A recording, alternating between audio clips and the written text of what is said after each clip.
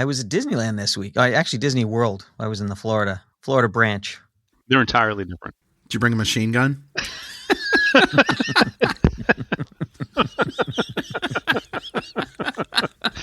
Oh, he looks so sad. You're setting my character, I guess.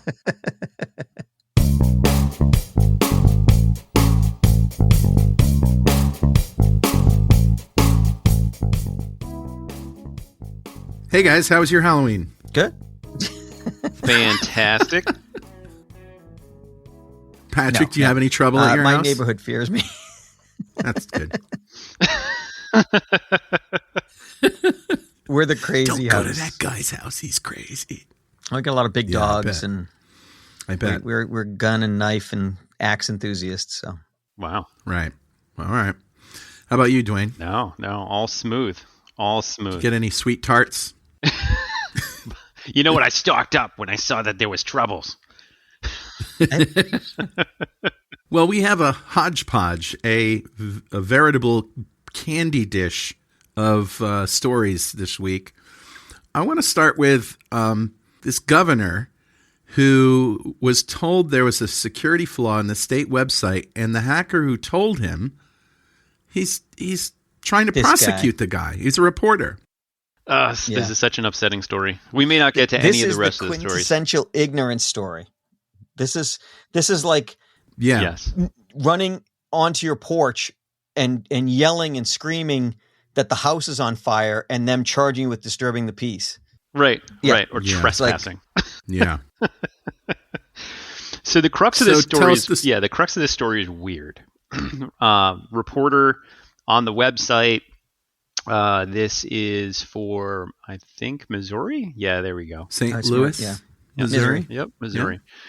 Yeah. So he's on the website, he's looking around, realizes that there's a listing of, government employees, teachers, that sort of stuff. And the ID they're using to display these things on the screen, it happens to be their social security numbers. Oh, right? My God. So which is neat if you're a developer, right? Think pure developer. They're unique. They're super handy. So it's super easy to use as a key in a database, I suppose. Yeah, right? That's right. But you probably don't want to be displaying it out on a website. So, But, like any smart developer, they said, listen, I'm not going to display it. I'm just going to put it as a hidden ID in the background. So this reporter wasn't even a hacker. He was just an alert guy. Well, so let's stop for a second. Hey, that's you say right. hidden, and I don't want people to get the wrong impression. Yeah. The website sends you a stream of data, and it is up to you to choose how you ingest it. And you usually choose to ingest it by a browser that interprets the fonts and the sizes and the colors and the pictures and all that stuff. But that's not a requirement. That's not hacking. Right. They sent him, when he made the normal request everyone makes, all those social security numbers. He didn't ask for them. He didn't hack them. He didn't do anything special. Nope. There was no exploit involved. So he viewed. That's all he did. So he did view source. Yes. The mega hacker tool of F12. Open up the source on the webpage. So it would be like, wow. It would be like them displaying it on billboards in Times Square and making it so that only people who are colorblind could see it, and then charging them. Right. Yeah, it doesn't. Honestly, the story doesn't make any sense, and the ramifications are absurd. So immediately, it's a political hack job. Yeah, he's a hack. Yeah, he's Parsons. A political hack. Right. So the governor. So he goes forward and says, and calls the state police digital forensics team to go figure out what's going on and all sorts of stuff, and wants to bring up charges. And now there's like entire ads that are based on his campaign for like re-election or whatever, about how he's taking down hackers. And honestly, this reporter not only found the issue, but then went and properly disclosed it. So proper disclosure in our world is super important. It's the thing that separates the mayhem from the ability to protect people. So if we were to find, a 0-day exploit that could breach Amazon.com, right? If we were completely malicious, we'd exploit it as long as possible without telling anybody and try and make money. If we were middle grade malicious, we'd just publish it without warning them. Right. You just say, hey, I found this really cool thing on Amazon. You can get free stuff just by putting this code in. Right. Exactly. Right. But the proper disclosure, what the rest of us normal human beings do, is you go to Amazon and you say, hey, I found this thing. It gives me the ability to do whatever, right? See all your users or get stuff for free or whatever. And Amazon says, okay, cool.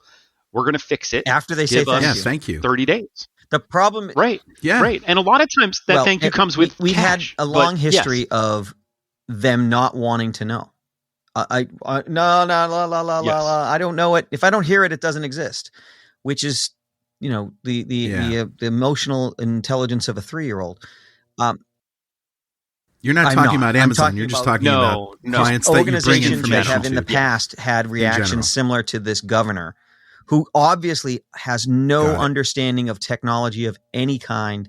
I doubt he could dial a phone. It's idiocy. Wow. Well, if it's an iPhone, you're probably right. So, as I mentioned before, the governor is trying to prosecute the reporter. Yes. Yeah, not the people that built the website. Nope. Yeah. Not any of the negligence on the tech team that designed it, not any of the negligence on all the people who QA'd and tested it before it got released, but the actual reporter who properly disclosed it to the state to try and get it fixed before to it say that the emperor had no clothes. It's crazy, but so let's fast forward.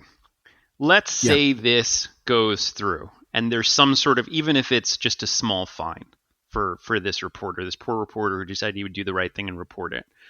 Yeah. Like, what does that mean for the future of security researchers looking to help as much as they possibly can? It's over. Yeah. Right? I mean, take open source software. Should you even look through that and look for security flaws? Or are you going to get, beat down by companies that are using that? Or, you happen to see something. We actually have, a guy that Patrick and I both know who found an exploit in Nintendo's website where you could get infinite Nintendo coins that you could spend on gear.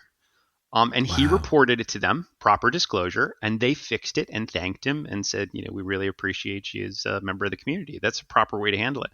But what if he saw this? He'd be like, no.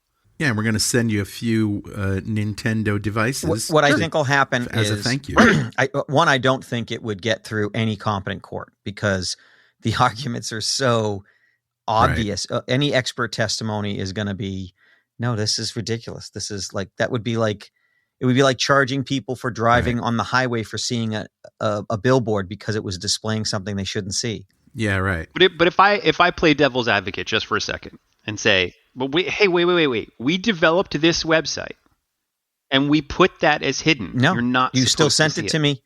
We specifically said don't that was look. A browser instruction. And you look. It wasn't an instruction to me. It was a browser instruction. I'm not encumbered by you didn't detect. Here's where the defense would go. You didn't detect what my browser was and therefore not send it if I wouldn't hide it correctly. What if they called it hidden instead of hidden? Right? So there is no the data was hidden. So what I think would happen if this were to stand, and I don't think it will, what will happen, I think would be there'd be a new type of terms of service, which would be sites and systems and software would have to opt in to receive feedback, and those that didn't would be destroyed utterly in denial of services, into their own idiocy would just be their undoing. Well, I wonder if, for example, I don't know that I would trust this website certainly wouldn't. Or anything really that they put out there. Right, of course, because it's not being peer tested by experts in the field. And I certainly wouldn't vote for this hoo-ha. Just not on the political grounds, just on the grounds he's an idiot. I'm sorry, sir. You can't run again. It's really bad because someone on his staff had to be technically savvy to say, no, this isn't the way it works. You can't do this. And he's like, no, I understand this interwebs thing. And he wanted to plow ahead. Yeah.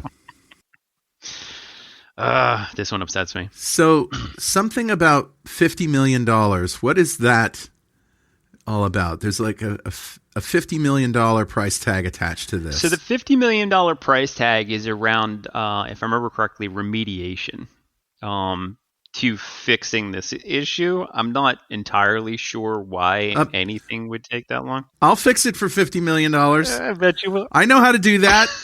I know how to not send a social security number to the browser. I do. I swear. Only 50 million too. It's a deal. Any developer worth their weight in salt would have this done in an hour. Oh yeah. $50 million an hour. Yeah. Wow. I'd take that. What are we doing?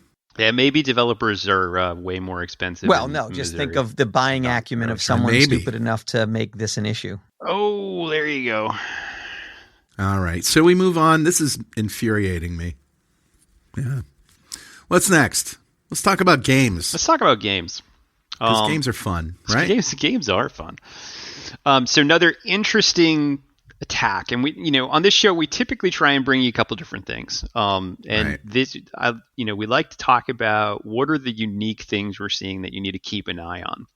Mm-hmm. And everybody, when you go to buy something from a website, what's the first thing you look for?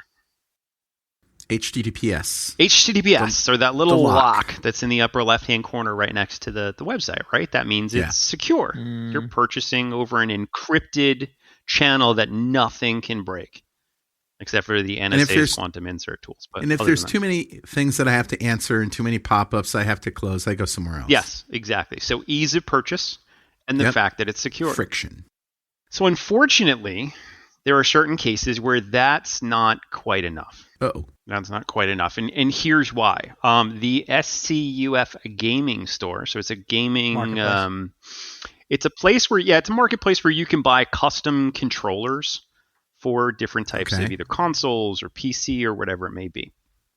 The site was legit. The site was secure with its SSL and its encryption. The problem was the site was also breached by hackers, and they were able to inject a JavaScript into the site that then would skim credit cards. So while the credit card process was being legitimately done, they would get the number. Yes. And the data. Wow. Yeah. So they have released a statement that 32,000 customers were potentially compromised in this, what they call e-skimming attack. So you guys have all, and I don't know if you do this. I do this when I go to the gas station. You guys all try and pull on the credit card thing just to make sure it's not going to pop off like it's a skimmer. Or you keep an eye on. What? Oh, you've never done this? When you go to a gas station and you slide your credit card into the credit card slot? Yeah. Try and pull that credit card slot out. Try and actually grab it and pull on it. If it pops it's a plastic off, insert with a skimmer on it. It's a plastic insert and it's skimming. Your credit card on the way as you put it into it won't interfere with you'll the still gas get your gas and that sort of stuff because it'll bypass the skimmer. Twice. Yeah. So who would do that? Would it be somebody who goes to the gas station for gas and wants to come back and collect? No, it's a malicious outside third party. Yeah, they will. And they may pretend they're getting gas, put it on there, and then walk off.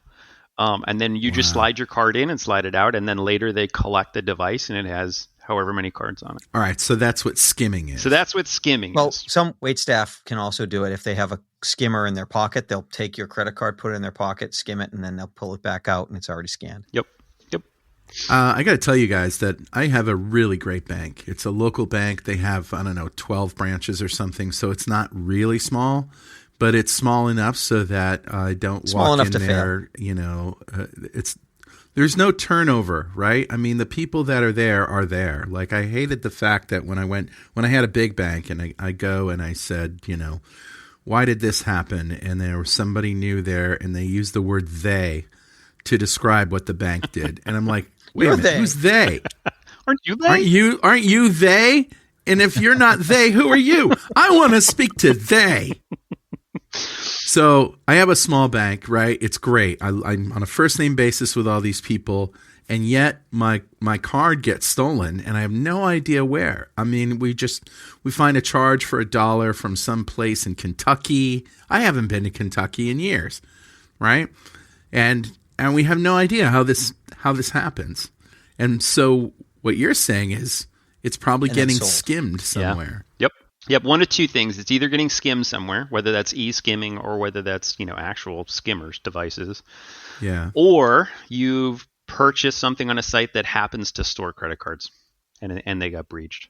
And that happens far too often as well, where you go to some, not Amazon.com, smaller e-commerce store, and there's a breach of some sort, and then unfortunately your credit card's out there. All right, so here's a question. Now, taking your guys' approach to the honeypot technique, which is putting something out there that you're watching that's unique, and if anybody hits on it, it's trap. That you got them. Can you do that with a credit card? Like if I have a credit card that I create with the bank, and I said we're going to catch the SOBs who are doing this skimming. Yep. Can we do that and just use it on one place and use it at one place and use it at one place? So and then skim this, buddy. There used to be a technology. I can't remember the credit card, whether it was my MBNA credit card or something along those lines. But there used to be you used to have an app that you could install on your computer, and every time you went to make a purchase, you could generate a brand new credit card, and it would then ask you what the limit is on that card. And then I would use that number on that one website. And that way, it literally, even if that credit card was lost, it doesn't matter. There's only a limit of like, if it was like a $35 charge, it would only be like a $40 limit. And I could generate as many of those cards as I wanted in a day. It was awesome. And is that an app from your bank? It was an app from the bank. And then the bank got bought out by, I want to say Bank of America, because we got transferred over. I think it might have been like Fleet or something like that when they got brought up by Bank of America. And then the app died and it went away. Great idea. But it worked. Oh, it was awesome. It was fantastic. And this is probably got to be, 15 years ago, 12, 15 years ago. Well, I'm going to go have a talk with my bank and maybe get a software development project out of it. And that was really, really cool. Because that way I knew my risk was low. Like, whatever. If I lose the $50, I lose the $50. But here's the problem.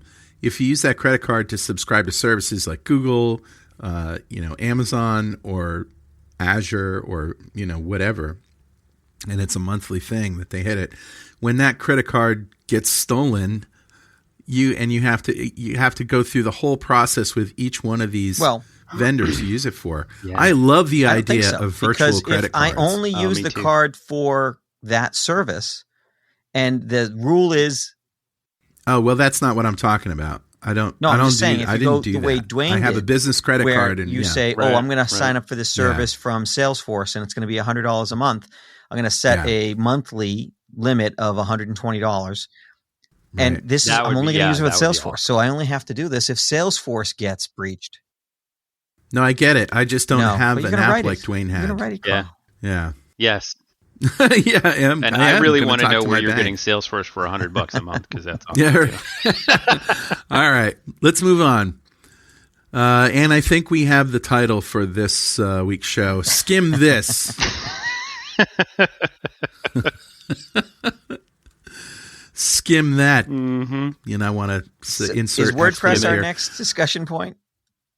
Don't use it. Yeah, let's talk about WordPress. That? Does that cover it? Oh, no. Yeah, I like that. I like WordPress. No wonder you like WordPress. It's always WordPress. Well, yeah, all right, fair enough. Flash. So here's the deal. I think we should probably have a segment on this show, which is things you should urgently patch. Or not use. Yeah, patch this week. or not use. Patch this. Patch it. So this is a WordPress fastest Well, let's cache talk about what plugin. WordPress is. And it's a very good point. WordPress is a software package that allows you to have a website that lets you do very quick updates and edits so you can maintain your own website. It's a super easy WYSIWYG designer for. What you see is what you get. WYSIWYG. How did I become Carl? I'm the one defining things. It's crazy. It is crazy. I know. I've been slacking this, on acronym police here. Right. So it's very easy. So it's widely from developed. that standpoint, though. From that standpoint, WordPress is pretty awesome. There's a lot of it has a lot of functionality. It's super easy to get a website up and running, and for the most part, when we see WordPress breaches, it's not the WordPress package. It's the extensions. Right. It's the plugins. Yeah. It's you're going and, I want to do ads on the side, or I want to have a custom membership to my WordPress site where you have different tiers and levels, and I can give them different articles based on what they pay. And all of those are plugins to WordPress. And some of those plugins are That's true of the browsers, too. A lot of browsers have extensions that have vulnerabilities rather than the browser themselves. So this was a cache plugin, and a cache is something that keeps the responses to requests in memory so that it doesn't have to generate the response every time somebody goes and hits a URL. It doesn't have to generate, doesn't have to hit the database, doesn't have to, yeah.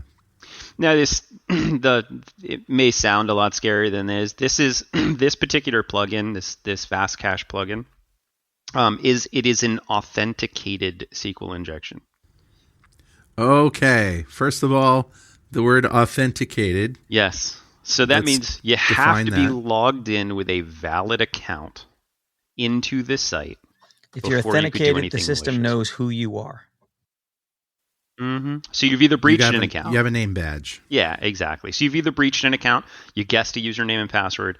For some reason, a user used the same username and password on this site that they used on another breach site, which is pretty common.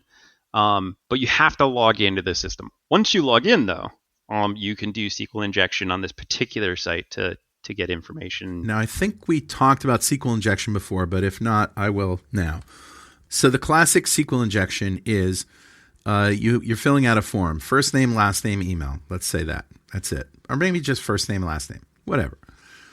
Instead of, now you know that, or you're guessing that somewhere in the back end, in other words, somewhere on the server that's taking that information from those fields, putting them together and making a SQL query string, that you're hoping that they're just concatenating the values together to make one long query string. And a string is just a string of characters. It's a sentence.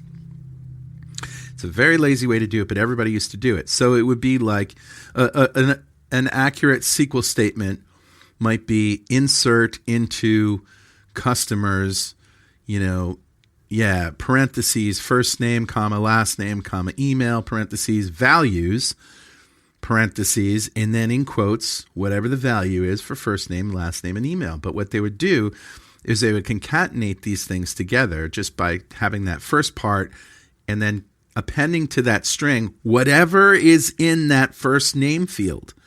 And so hackers figured this out, that they could close the query in the first name field, say go or whatever, and then say, drop table, which means delete the table, customers. So all your customers are gone, or other malicious things. Like they would say, oh, well, they're just concatenating all this together and not checking it. So I'm just going to completely screw it up. Mm-hmm. And I remember at a tech ed or whatever it was back in the 2000s, Rob Howard from Microsoft was doing a demo, and he talked about SQL injection attacks. And as soon as he did that, like 20 people got up and left and ran out the door. I was like, oh my God. I was one of them. I was actually doing that in one of my websites. We all did that. Yeah. SQL injection. So anyway, so back to WordPress. This was a authenticated SQL injection attack. Yep. So this is, So long and short of this, if you're using that particular plugin and potentially your user accounts have been breached in some way, even if it's a low privilege user, they could make a request against this plugin to get information that they shouldn't see.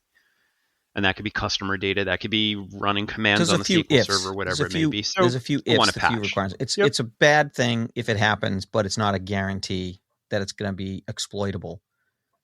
even if you're using right. them. This is our go out and patch this week. Go out and make sure your WordPress plugins, all of them, are up to date, because you don't want to. Let's talk about Russia. Oh, do we? Yeah, is and there a week Microsoft we don't at the same time. I love this story.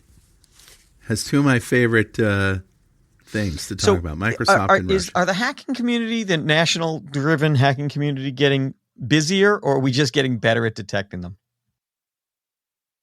That's a good question. Yeah, that is actually. I'm sure that's a longer talk. My guess is busier. You think it's easy to recruit good people in these days? I think they were just getting better at detecting them. I don't know. I don't know.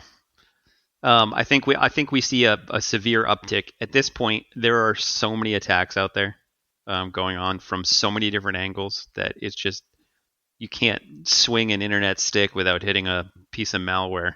So the headline reads: Russian SVR hacked at least 14 IT supply chain firms since May. So my first question is, what does SVR stand for? My answer would be that is the Foreign Russian Intelligence Service. Okay. All right. So Microsoft says that the Foreign Intelligence Service of Russia hacked at least 14 IT supply chain firms since May. Yes, and most of us know this team, the Nobelum, high-profile targets, also tracked as several different things. So Nobelum, you probably heard in the news, maybe the Russian Foreign Intelligence Service, or SVR, also tracked as what's called APT-29, so Advanced Persistent Threat 29. Yeah, Cozy that's Bear. how I've known them. You may have heard of Cozy Bear before. Yeah, or the Dukes. So there's a couple different ways you've probably heard of these guys. They're also the guys that were behind the SolarWinds attack. All right, and everybody heard about that. And everybody's heard of that. So they're still at it, still finding different vectors. So this particular vector is interesting in that they're targeting MSPs, tech companies that help with cloud They get a many to technology. one. If they get one of them, they can get 1,000 of their customers. It's a big basket. Right. So take Kaseya. a smaller software company. Kaseya was an example of that. Let's say, yeah. Yep. Okay. So they're still at it. They're still targeting. So if you were in the middle of working with a vendor and looking to adopt some new technology in the cloud, you know what? It's not a bad idea to ask what their security practices are. Right? What do you do to make sure that your software is protected?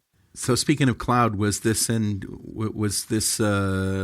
in Azure? Because the story says over 600 Microsoft customers targeted since July. Mm-hmm. Are these Azure customers? Yeah. So this would be people in the Azure sort of marketplace. So they're looking to breach technology that helps customers do something in Azure Cloud, whether it's getting onto the cloud or it's a supply chain attack, moving data around. Yeah, exactly. Yep. I knew we were going to bring up supply chain because that is like the buzzword of the last month. Well, so it's the easiest way in. It's a technique that's been perfected from going after the government. The government, U.S. government, and most governments are pretty good. They're better than most. They're better than almost anyone at understanding how to mitigate these threats. Even though we have reports that they get this and they get that, it's a huge surface area, and they're really good at protecting the most valuable stuff compared to everyone else. So just imagine how bad everybody else is.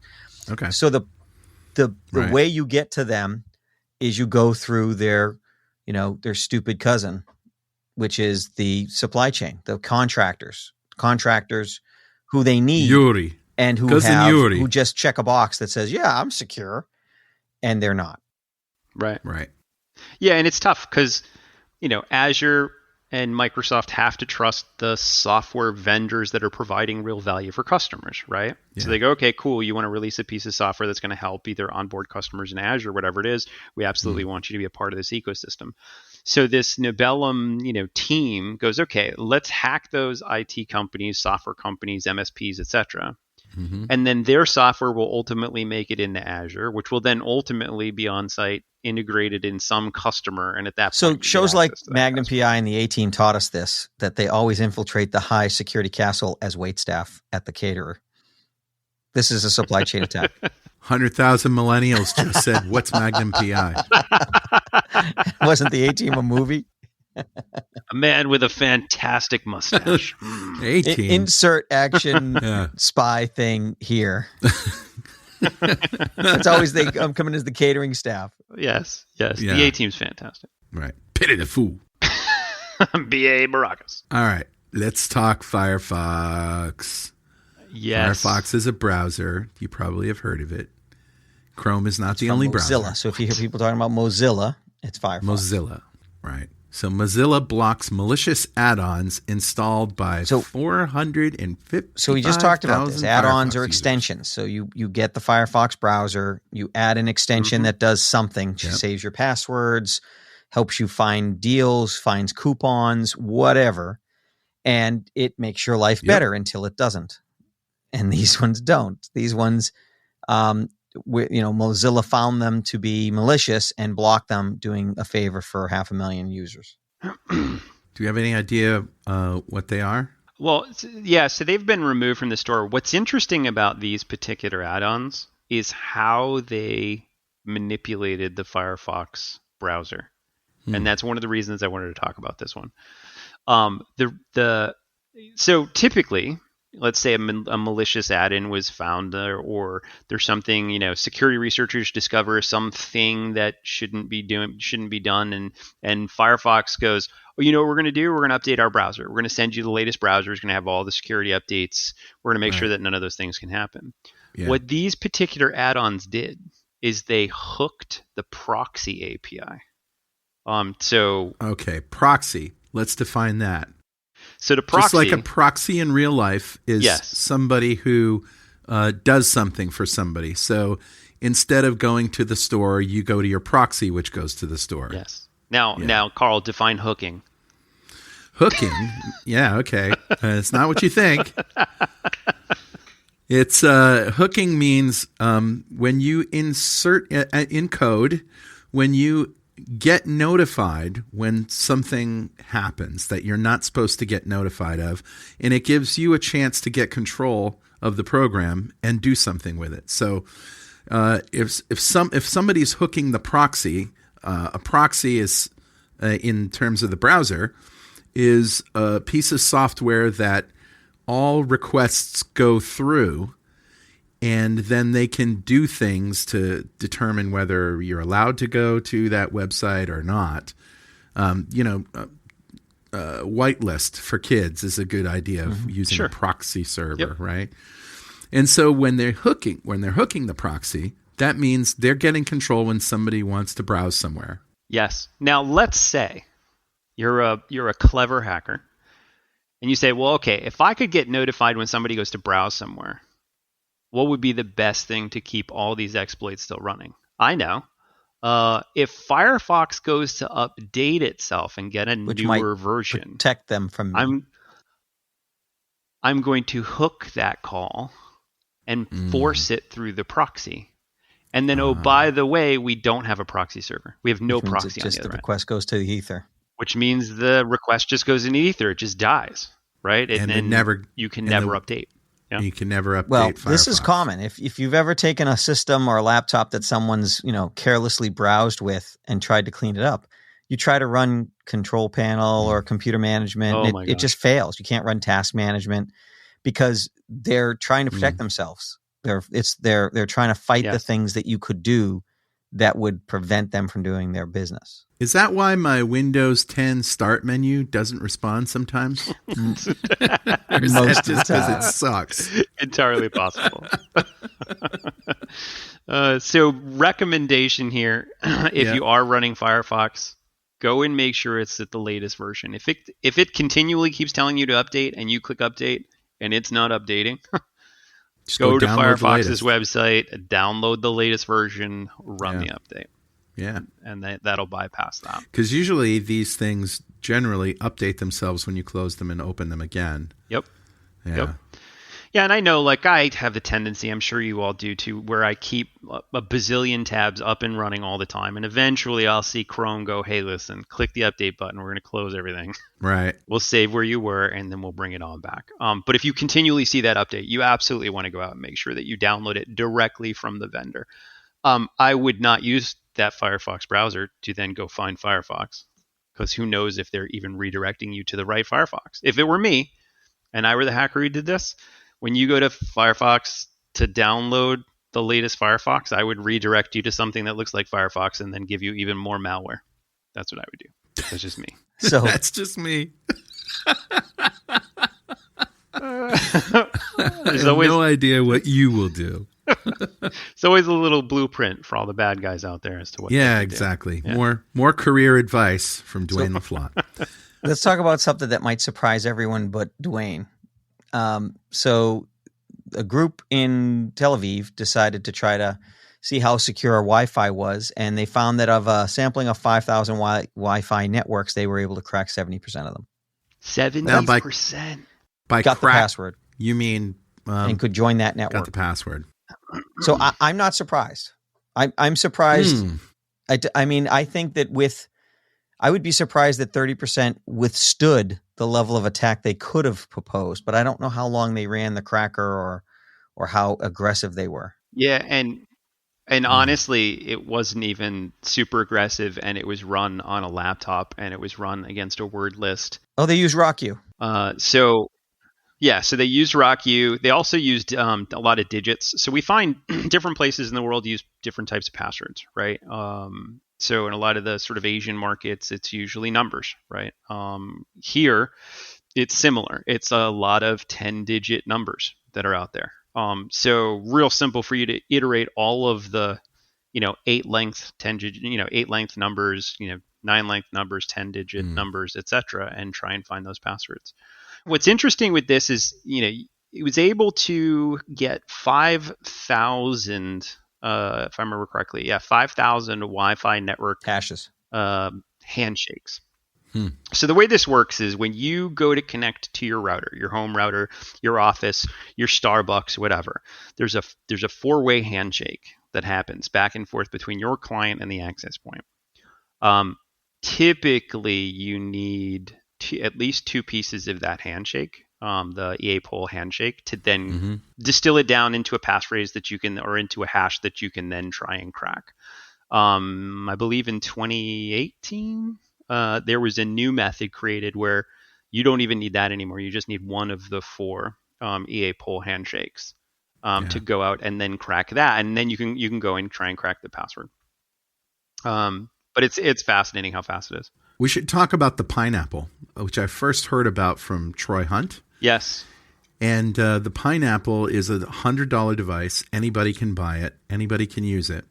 And you can walk through an airport, and it pretends to be a known Wi-Fi access point. Like I don't know if they do it anymore, but I remember that ATT Wi-Fi. Like if you have an AT&T phone, you can tell your phone to always connect to known networks. So, so your phone sees a Wi-Fi access point with the name ATT_Wi-Fi or whatever, and it'll connect to it. And the pineapple accesses those things, and whatever password they send, it says, "Yeah, fine, okay, you're connected."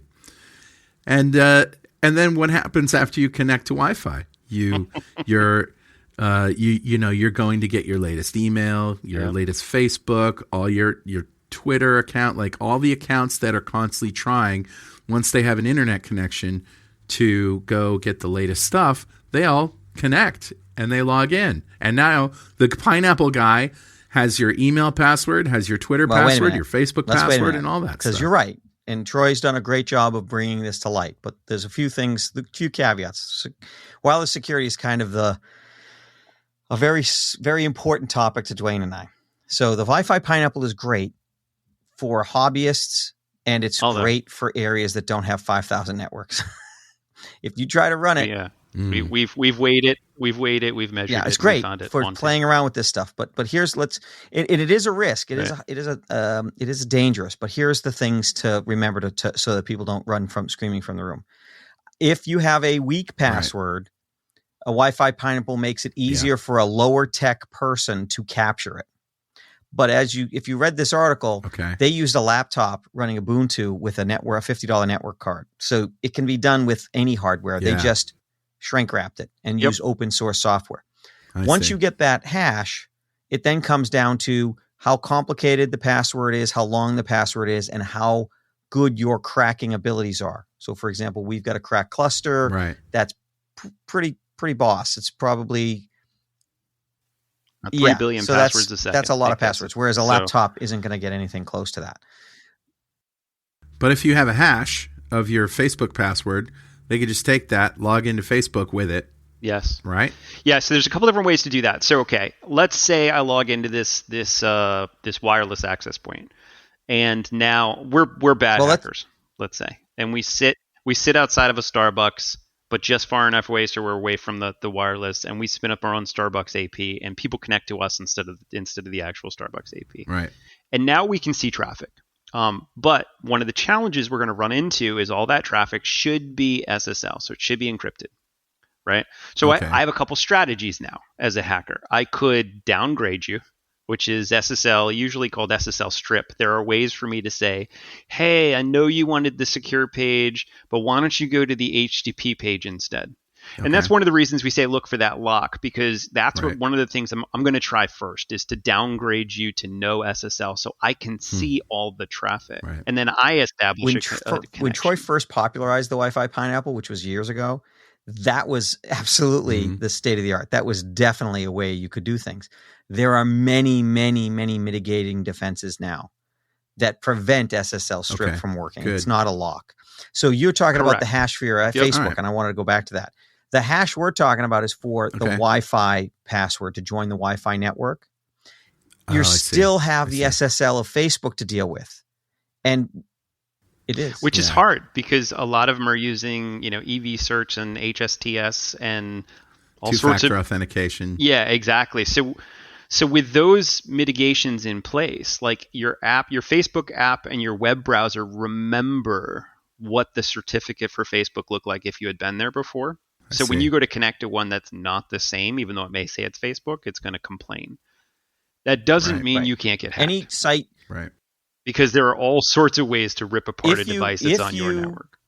Use a bad password and let someone get onto your network, it's very bad. But it's not an automatic death sentence. No, and I'll tell you, one of the things we've done on an actual engagement, I won't give away too much. Careful. Stay on target. Now. Stay on target. I love this. Don't explain target. We happen to be on a Wi-Fi network. Just walking around. No, this was a paid customer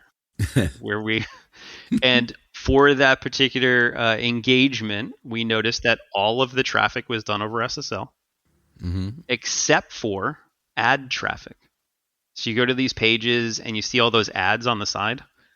The ad traffic that was coming down was not encrypted. So we were able to inject a malicious code into those ads, and that then breached the browser, and we got full access to the system. And nobody was the wiser. So we delivered the report. But hey, Patrick, I got a question for you. Been to the dentist lately? No, I mean 4 months. That's a weird question. You, Dwayne? Turns out that there's a data breach that hit United States dental patients. Dental patients. It was a phishing attack. I hope it's everyone. Yeah. Hacked the computer systems of North American dental management, and it was just a one-day thing. It was between March 31st and April. I'm safe. My dentist's in a van down by the river. Good for you. So that happened. Yeah, so this one potentially impacted 125,000. Yeah, I mean, that would be personally identifying information, but there's no credentials, I would think. It's not like I log into the Professional Dental Association Alliance and They'll have my password. No, but if I wanted to fake my own death, I mean, I would go here, find the dental records that I could match for somebody. You know what I mean? Go to the dentist and they say, I'm sorry. It says here you're dead. Is that why you asked me to hold that cup for a second the other day? Yeah. Get my fingerprints. Sorry, we can't fix your cavity. You're dead. Get out. Even Dwayne's got a twin brother. Even if I see a body, I'm not going to believe it. I do. No. Oh, too funny. All right. Well, we won't dwell on that. There's nothing you can do about it. It just goes to show there's always a breach. There's a breach every day, every week. Yeah, I mean, keep an eye on your financials. Keep an eye on new credit cards being opened in your name. The stuff you should be doing anyhow.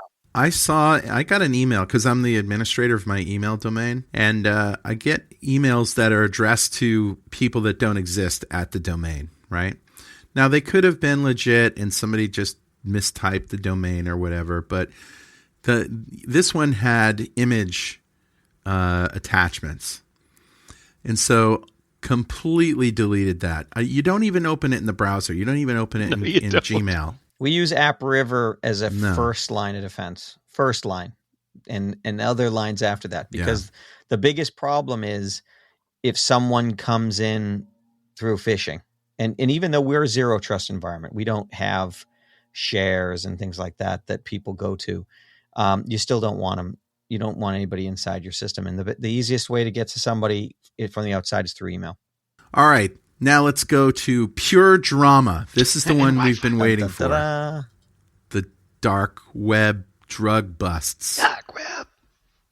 You can buy Operation anything on the Dark web. Hunter spanned 8 countries and put the focus on sellers more than marketplaces. I guess they've done busts at marketplaces before, but this was all about drug sellers.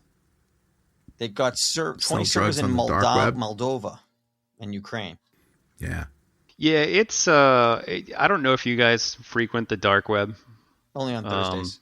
It's it's kind of a sketchy by place. definition. Basically, the dark web. Let's define the dark web. Dark web is places on the internet that cannot be found through a normal search browser, and they're typally because there's no light. So you could spin up. It's all those websites with dark. Spin up beams. a dark website anytime, and it's just word of mouth. It's just people who know, and it's typically. Yeah, that's right. Fight Club. Only, hey, I told you we don't talk about Fight Club. Damn it. So if you wanted to, I don't know, talk about the best water flasks and you wanted it to be deep, dark secret, you'd start a site just like any other website, but you wouldn't index it. You'd keep robots from scanning you. And then you'd give people a way to find it that either moved regularly, had special credentials, and so you could keep it private. Technically, that's dark web. Anything behind a login technically could be considered dark web, but it's normally not counted unless it's bad. Yeah, it's usually routed Nefarious through encrypted stuff. networks type of. Yeah, exactly. So it's the digital equipment of a speakeasy. Or a dive. Yes. Dive bar. Yeah, exactly. Exactly. Dive bar. A little hole in the wall you have to say the password into. All right. One thing I want to point out about this Wired article is there's a picture of a pile of cash, like it's bundles of hundreds, and the caption says, authorities seized $31.6 in cash and cryptocurrency as part of the operation. And I just want to know, Wired, your quality control has really slipped since the pandemic. You really ought to start hiring not college interns to write these captions. That might be pesos. You don't know. That might be $31. No, there's a dollar sign. Oh, you're right. $31.6. Authority seized over $31.6. Yeah, we could have been accurate. Hard times at Wired Magazine. Yeah, just hard. I think awesome. that the photographer that took that picture charged more than $31.60. I could see that $100 bill right there is more than the.